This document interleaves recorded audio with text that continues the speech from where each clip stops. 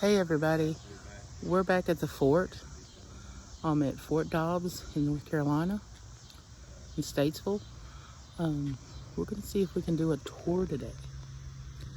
So everybody come and check it out, and we'll see what we can find.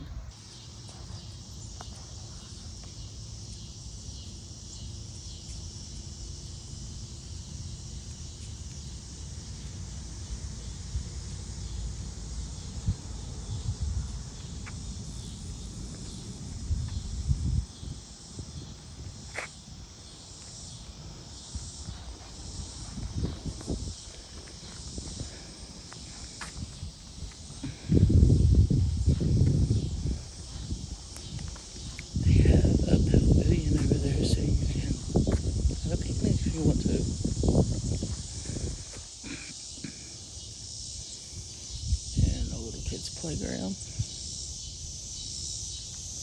So it's really family friendly.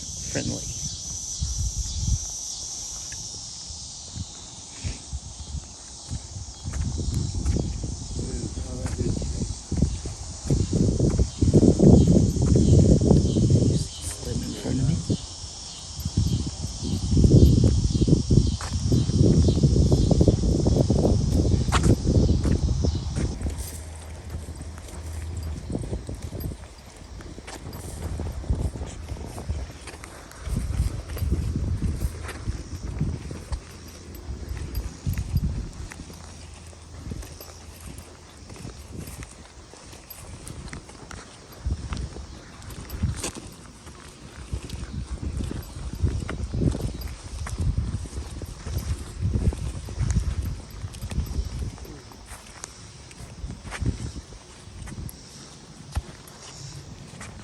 So everybody again, welcome to Fort Dobbs. My name's Andrew. I'll lead you through today. As we go through, if you have any questions, feel free to ask those. But the fort, when it was built in the mid-1750s, this was the western frontier as far as British settlement here in North Carolina goes. The folks coming down out of Pennsylvania and Maryland, mostly recent immigrants to America, coming into Philadelphia there, they find that land is expensive up there, it's crowded, hard to get. Make their way down through Virginia along the Great Wagon Road into the Piedmont, North Carolina here.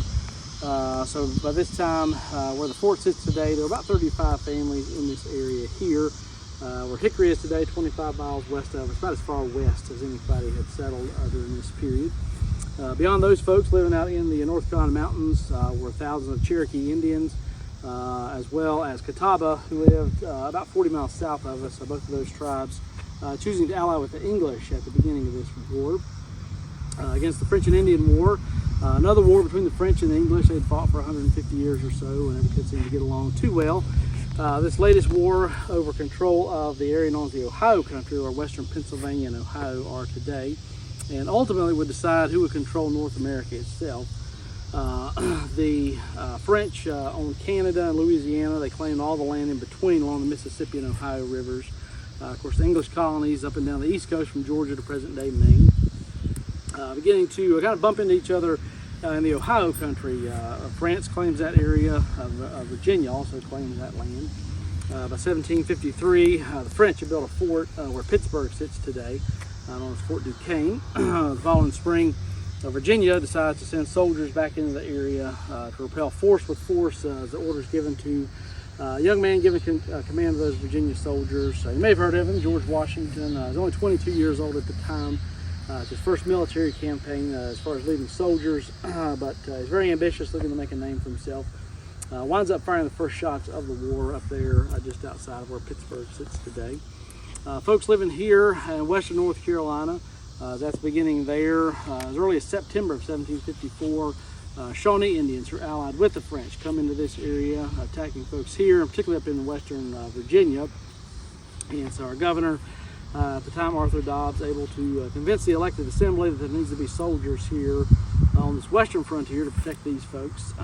In the summer of 1755, he raises a company of 50 North Carolina soldiers, sends them out here to kind of patrol this area here. By August, the governor himself has come out here, met with the soldiers, stood on this hilltop, and decided this would be a good place to leave those soldiers, a good place that they could build a fort, to act as their kind of base of operations throughout the war.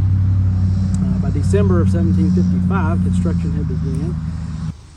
Found where the cellar, the well, the gunpowder magazine had been. About 6,000 artifacts recovered here to pinpoint this as the location of the original fort. Written descriptions from the period, including a letter written to the governor that described the fort, gave all the dimensions, how tall the walls were, how thick they were, all that kind of information, has allowed us to know what it looked like to rebuild it here. Again, it's a new version up in 2019.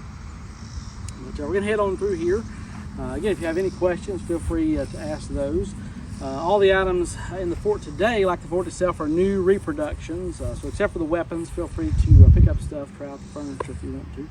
I'm going to head this way.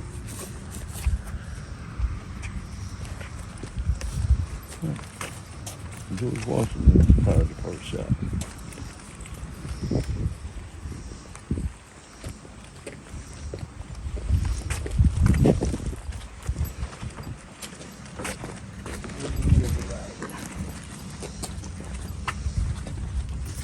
Which way? Yeah.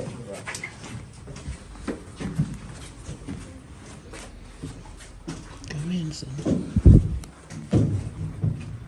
Oh, guys, this is cool.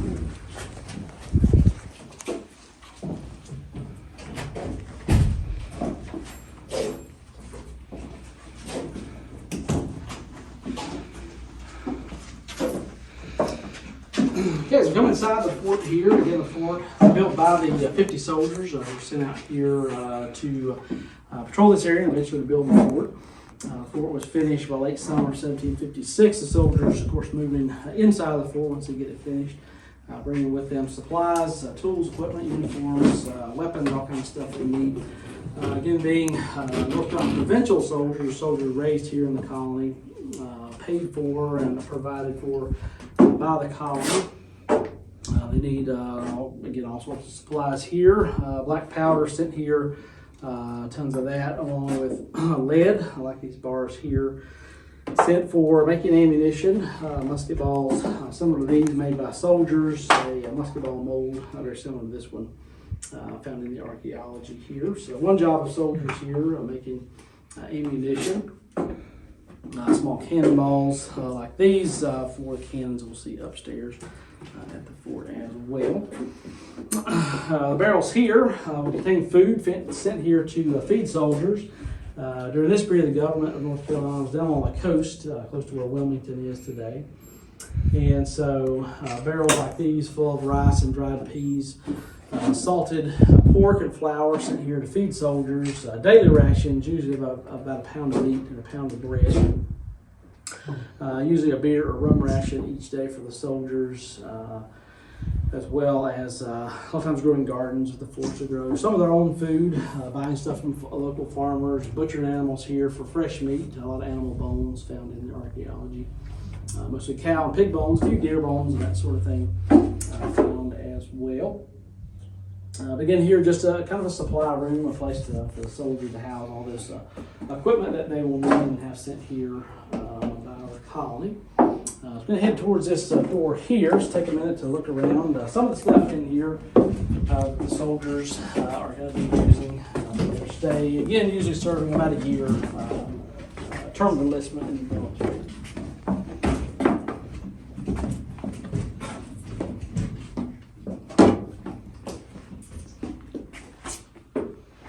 And again, this was the only fort the colony builds on the western frontier here throughout the war. When the war started, Governor Dobbs had newly arrived in North Carolina here. The elected assembly were more afraid the French Navy were going to come in, attack those coastal towns close to where they were living and where most of the population was. So most of the resources early in the war used to build forts on the coast, send soldiers down that way. North Carolina also sent soldiers to Virginia early in the war to help out up that way. But by the time summer 1755, the governor convinces the assembly there needs to be soldiers here on the western frontier. Those soldiers arrive out here. This is the only fort they built here on the western frontier. So we'll head on this way.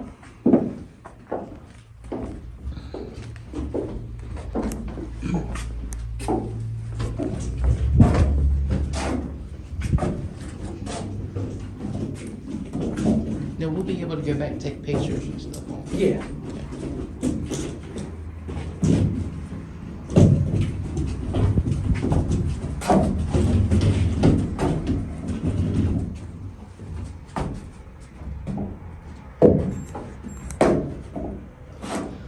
Again, we do have a written description from December of 1756, a letter to the governor describing the fort. Building described as a good and substantial building. The oblong square, the 3-story center section here, and then the two opposite angles of the fort. Kind of an odd way to say these two buildings, one here on this rear corner and one off the opposite front corner up there. These being defensive features for the fort. The letter also said about 100 muskets could be fired from each floor. So the loopholes here, the small openings, a place for soldiers to fire muskets from. And having these buildings sticking out to the corner here means you can see down all over your walls. You can shoot muskets from in here and small cannons upstairs from any direction from inside these rooms. Makes it possible for a small group of 50 soldiers to defend the whole fort from inside behind these thick oak walls here. I see they made it short person friendly. Yeah, firing steps here for soldiers to step up on there, yeah, if need be. Water important for soldiers. A couple springs close to the fort where they use for water at times. Behind you there, a well was dug inside the fort. The original was excavated to about 40 feet deep, dug into where that sits today. And provide fresh water for soldiers inside the fort. If you're surrounded, cut off, or whatnot, you can have water inside the fort. Now, what did they use the pots here for? Yeah, these would be the fort's washing machines. Laundry done in large kettles like these. That would be a job for any ladies here at the fort. Wives of soldiers would actually be paid by soldiers to do laundry, some small duties like that. Could have been hired out to local ladies in the area also, but laundry being done here at the fort. Any questions? Other questions so far? Okay, we're going to get that away.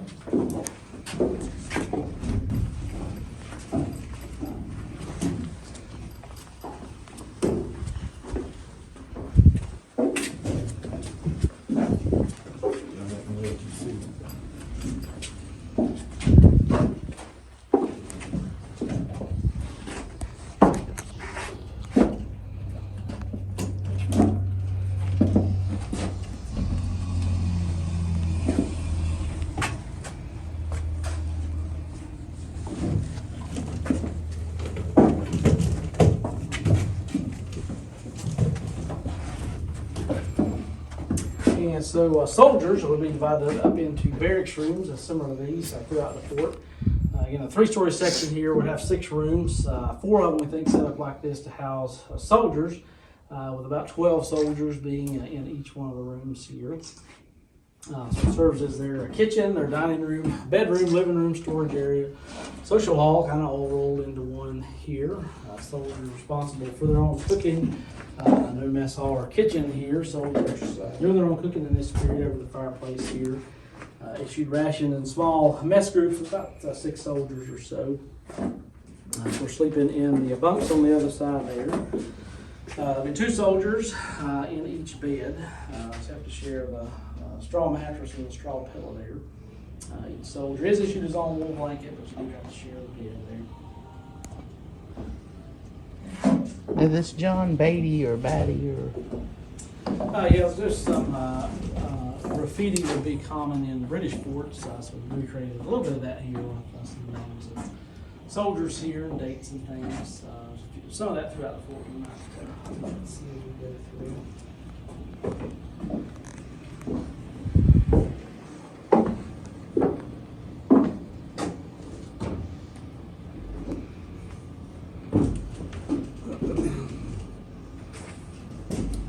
But unfortunately for these soldiers, North Carolina, very poor colony during this period. They struggle each year to supply and equip their soldiers. You see blue and red wool coats on the beds there. The colony never able to afford full Military uniforms. Most years the soldiers at least issued one of those coats to wear throughout the year. There was a weapons shortage here in the colony as well. Despite being a militia law requiring all men between the age of 16 and 60 to own a weapon, own ammunition for it to be used in their county's militia, the governor found that only about half of those men actually owned weapons. He said the militia was but half armed. No real military stores of weapons here either. So that leaves him writing for help to England. He writes, and they sent over 1,000 stands of arms, military muskets like these Dutch-made muskets here. Find their way to North Carolina. Flintlock, smoothbore, military-grade weapons of the day. Being smoothbore, they could shoot the big 71 caliber lead ball there, about an ounce of lead. They can also fire a handful of smaller buckshot here. Or a combination of the two. Again, there was a battle here in late February of 1760. During that, a small patrol of soldiers left the fort. They were each loaded with one musket ball and 7 smaller buckshot on top of that.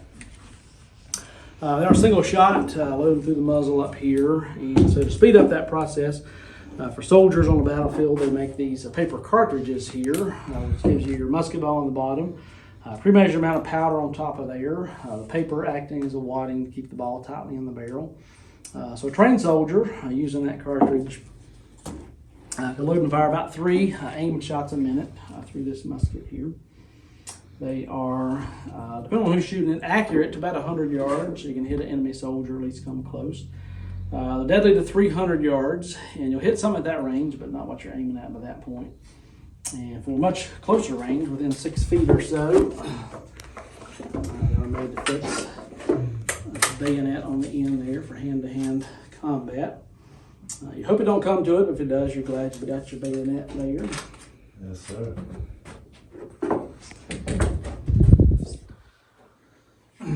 But pretty basic furnishings down here, just kind of the necessities, what these fellas need to get them through the day. Again, being full-time soldiers serving, depending on the need, anywhere from 6 months to a year and a half, the average, about a year service in North Carolina's military throughout the war. Things here in the colony being pretty quiet for the first few years of the war. Again, the Cherokee and the Catawba here in North Carolina are allies with the English. So most of the fighting going on up Virginia, on up further north there. So these soldiers wind up being sent up into Virginia, Pennsylvania, as far away as New York early in the war. Fortunately, that relationship with the Cherokee breaks down about halfway through the war, leading to fighting between the English and the Cherokee here. 2-year war known as the Anglo-Cherokee War starts by the February 1760. Of course, at that time, soldiers back at the fort here for the duration of the fort's use during the war. Any questions before we head upstairs? How many soldiers was here? 50 soldiers. Okay, we can head up that way. We do have a lift if that would be easier, if stairs are a problem. I'll just stay down here. Well, I've got a wheelchair lift I can take you right up if you'd rather. Either way. No, I just stay down here. Okay, that's fine. If y'all want to see something, I'm looking through this camera, just keep me in the bag.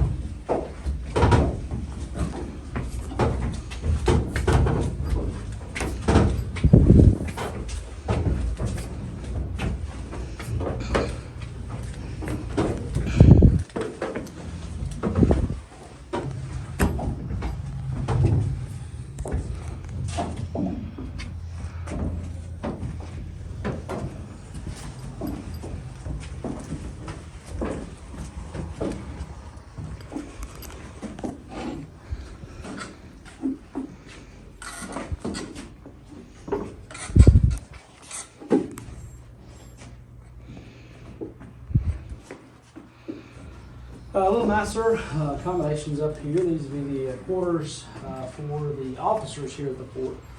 Company of 50 soldiers, includes 3 officers, 1 doctor or surgeon here at the fort, also for medical needs of the men.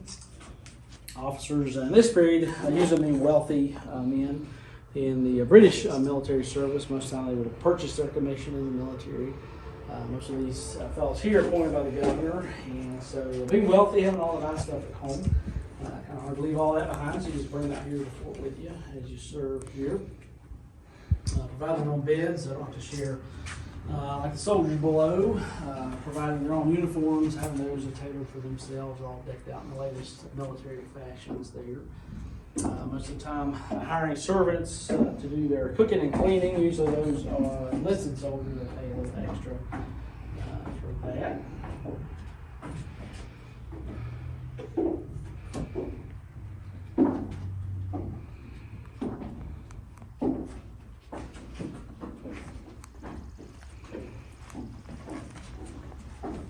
Pieces of wine glasses, wine bottles, teapots, and teacups, all those are fancier items. It's found here in the archaeology, all those items the soldiers, or the officers rather, using right here.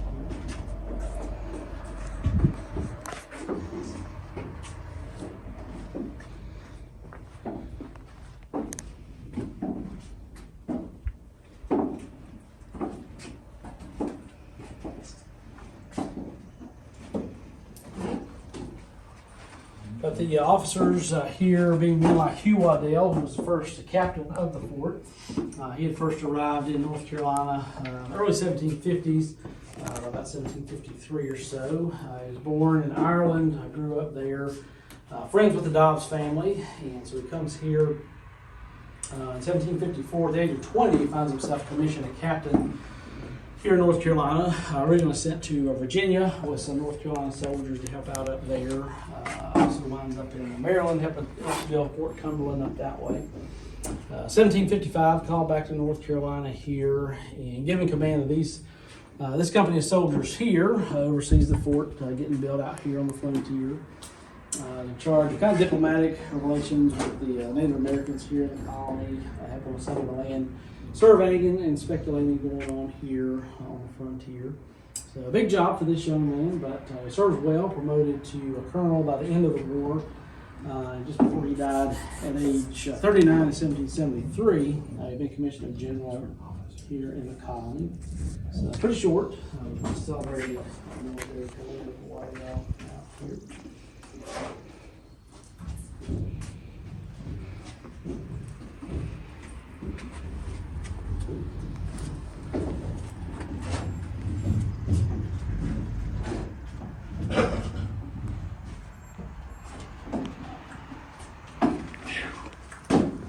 Any questions so far? Natural AC unit right here.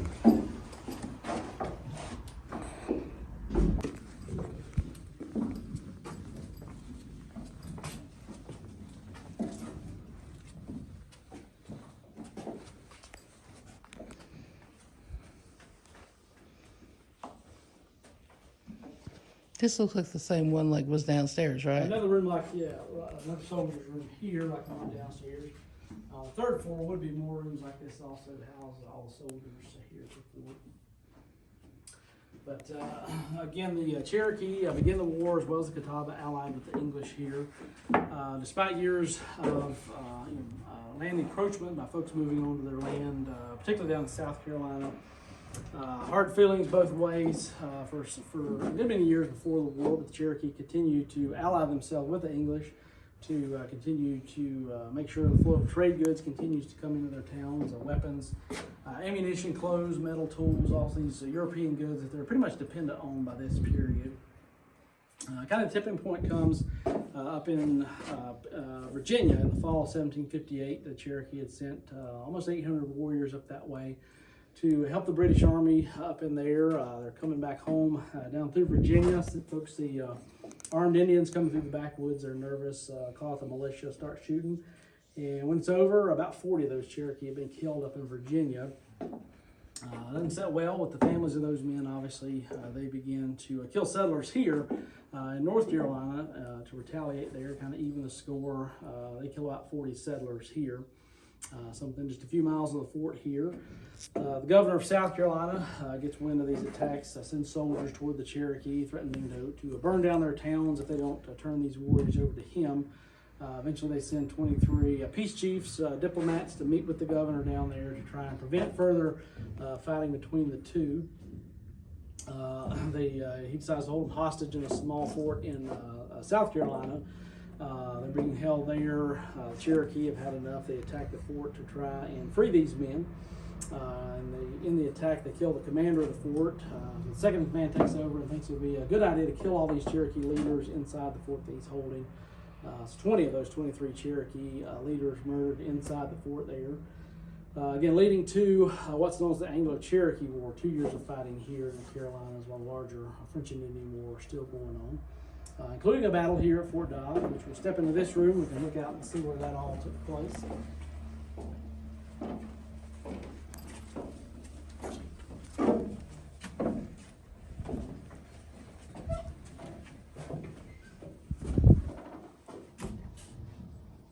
This is the upstairs, that flanker room down below.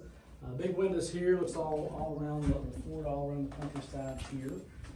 When these Cherokee attacks have begun, there are actually no soldiers here at the fort. They've been sent home from Pennsylvania the previous year. Their enlistment ran out up there. The governor rushes to get more soldiers sent out here. They bring with them 6 of these cannons here, these small swivel guns, mounted in the windows up here. Even firing a half-pound iron ball there accurately up to about 300 yards. Our neighbor's White House over there is about 300 yards away. It would be accurate range for that cannonball there.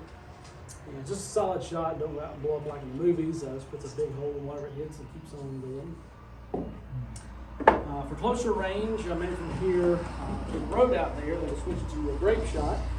Inside the paper there is 12 musket balls. So similar to firing buckshot out of the muskets. At close range, it turns this cannon into a big shotgun, essentially there. But from windows like these, late February, as the fighting with the Cherokee has begun, soldiers start to see Cherokee war parties coming through this part of North Carolina. See settlers leaving their homes in the area, coming to the fort here, camping around for safety here. Then on the evening of February 27, 1760, in this field across the road over here, just a farm field today. On the evening of February 27, 1760, was a battlefield over there. Close to where the tree line is at the bottom of the hill today, is a spring the soldiers use for water at times. Near that spring at about 8 o'clock at night, there's some sort of commotion going on there. The dogs around the fort are barking, folks outside are nervous. The soldiers on edge. Colonel Waddell decides to go see what's going on over there, suspecting it's probably a small party of Cherokee seen in the area. He leads with him a patrol of 9 other soldiers, takes them into that field, makes it about halfway across. He says that at about 300 yards from the fort, they're attacked. He estimates about 60 to 70 Cherokee waiting near that spring there. Soldiers are out in the open. The Cherokee all open fire from the bottom of the hill with their muskets. Quickly rush up the hill, he says, to either tomahawk us or take us prisoner. As those Cherokee are coming forward, Waddell had issued his soldiers the command to hold their fire until the Cherokee get closer. At a distance no further than 12 steps, he estimates. He just gives the order his soldiers open fire. Fire a volley, very close range, straight into the Cherokee there. He says they are surprised by this hot reception from this small body of soldiers. Kind of stops that advance, have to stop and regroup, gives Waddell time to start retreating back to the fort here. He says while his skirmish had begun there, he realizes that the fort itself has also come under attack. I think from the west over here, a second party of Cherokee come up. One account has them encircling the fort, firing on the folks outside. So Cherokee attacking from 2 directions. Soldiers in here shooting cannons and muskets out into the dark. Soldiers out there fighting their way back to the fort. Folks outside all trying to get in. Pretty chaotic scene there, 15-20 minutes while this battle continues around the fort. Eventually everybody's able to get inside. The Cherokee quickly break off the attack and move out. The battle will leave 2 soldiers here wounded. One was scalped and he died shortly thereafter. A small boy also killed in fighting here, and they estimate up to a dozen Cherokee killed or wounded around the fort here. But throughout the next few months, those Cherokee attacks continue here, from here all the way down to where Winston-Salem is, 40 miles or so east of us there. By the end of 1760, the Cherokee have captured Fort Loudon out of what is eastern Tennessee today. They defeated another British army sent against them into the mountains there. They kind of pushed back the frontier about 100 miles or so. And so the Cherokee ready to end the war. South Carolina calls, however, for more British soldiers to come. In the spring of 1761, about 3,000 British soldiers, South Carolina soldiers, some Allied warriors leave Charleston. By June, they're out in the North Carolina mountains here, where they fight against the Cherokee, who they defeat out there. The British soldiers stay in the mountains for about a month, kind of systematically going out, burning down Cherokee towns. In total, over 20 Cherokee towns were burned down, destroyed throughout this war, which would leave about half of the Cherokee, 5,000 folks or so. The British colonel says refugees fleeing into the mountains without food. Most of their food stores burned, thousands of acres of corn crops destroyed by the British soldiers there. Very heavy toll on the Cherokee. By the fall of 1761, they're no longer able to continue the war. A treaty has been signed by December, ending the war here. Once the war comes to a close, North Carolina sends all of its soldiers home off the frontier here. The fort keeps supplies here for a few years. But by 1764, the war's been over for a couple of years. The supplies are taken out, sent elsewhere. And in 1764, just 8 years after the original fort was built, it's been completely abandoned out here. You said the war was over land, or pretty much, yeah. There was a lot of, of course, South Carolina wanted Cherokee land. Settlers are coming into South Carolina, needing more land to expand west. Here in North Carolina as well. Cherokee not wanting to give up their land, and South Carolina willing to go to war until they can get it. well, all these deaths that's happened here, have you ever seen any ghosts or anything that? I've never seen any, personally. The reason I ask is I've heard so many stories of people driving by and seeing like soldiers or Indians walking, Right. Yeah, I've never seen anything, but Okay, now what is I know what the blocks are for is for the little windows. What's the other little? yeah, these are plugged in the window sills here.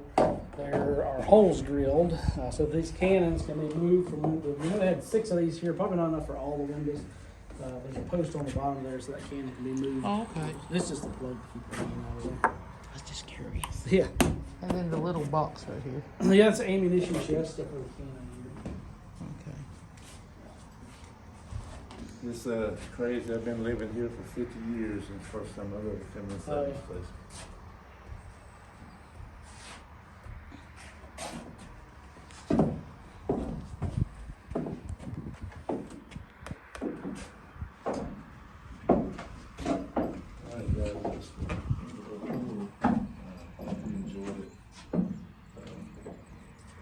Take some pictures and see you again.